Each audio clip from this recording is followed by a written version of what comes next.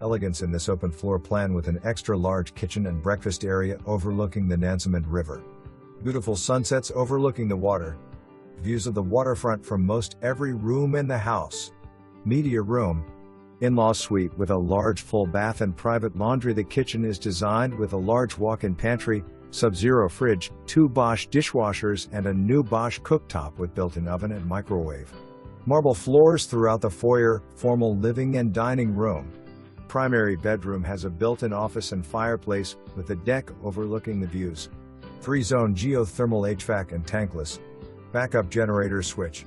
The home sits on an acre of land in a cold dining area sack with a pier, private boat lift and large decks encompassing the back of the home.